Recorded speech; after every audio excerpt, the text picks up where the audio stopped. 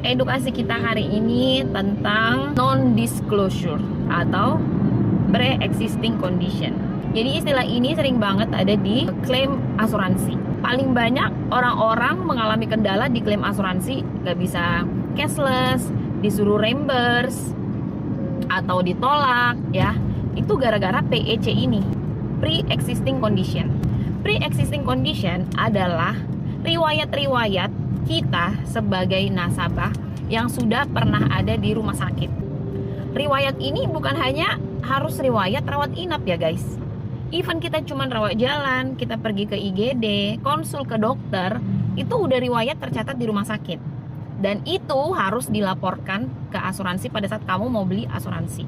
Karena sekecil apapun riwayat kita di rumah sakit, itu tuh jadi bahan review untuk perusahaan asuransi menentukan resikonya. Apakah dia beresiko nih terima kamu sebagai nasabah, sebesar apa resikonya, kayak apa. Karena perusahaan asuransi nggak mau rugi dong. Mana mungkin perusahaan asuransi mau rugi. Ya lagian kalau perusahaan asuransi rugi, kita juga yang rugi. Kalau perusahaan asuransi kita rugi, kita udah bayar premi ke dia tapi kita nggak bisa ngeklaim, ya kita juga yang rugi. Paham ya?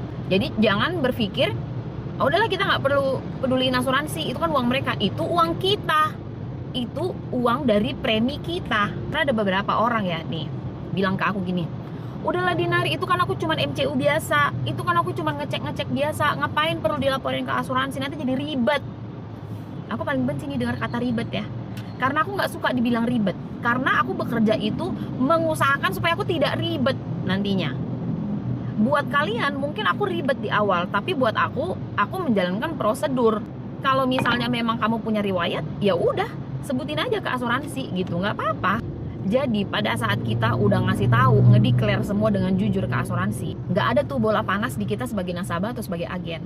Jadi apapun nanti yang akan kita klaim, aku jamin itu semua udah sesuai prosedural. Oke, kenapa? Karena pada saat kita MCU, jarang banget ya kita ini spare part di badan kita ini bagus semua. Sama kayak mobil, kamu bawa ke bengkel, ya kamu tetap bisa pakai mobil ini, pakai hari-hari, bawa kemana. Tapi once kamu pergi ke bengkel, orang bengkel ngecek, ya ada aja yang rusak, ada yang perlu diperbaiki lah, atau ada yang udah mulai aus gitu. Sama badan kita juga kayak gitu.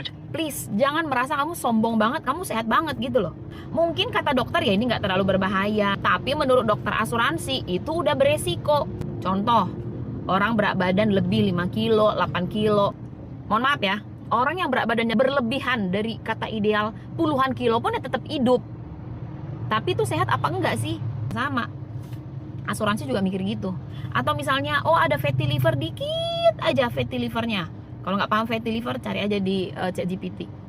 Tapi menurut asuransi, ya kamu udah fatty liver, say. Mana mungkin kamu sama kayak orang yang tidak pernah terdetek fatty liver. Beda treatmentnya. Jadi orang-orang yang rajin banget ke rumah sakit, mohon maaf, punten ya, kalau kalian tidak mau dengan jujur ngasih tahu semua riwayat kalian, ya mohon maaf, aku juga harus bilang, one day kalau kamu ngeklaim terus klaim kamu bermasalah, jangan salahin aku gitu loh, jangan salahin agennya, jangan salahin asuransi.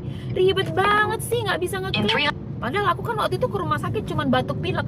Kata kamu batuk pilek, tapi diagnosa dokter, mohon maaf, kamu ternyata nggak cuma batuk pilek. Dokter tulisnya inilah itulah, sering banget. Percaya sama aku, sering banget. Jadi kalau kamu udah sering ke rumah sakit, ada riwayat kamu di situ, event itu entah apalah. Tapi ya mohon maaf, menurut asuransi itu tidak good. Jadi itu udah ada note. Please. Jadi kalian kalau mau asuransinya tuh lancar klaimnya, dari kalian juga harus jujur. Oh, aku pernah ini nih, pernah ini. Paham ya sampai sini ya? Jangan kita berantem gara-gara kayak gini terus nih, ya.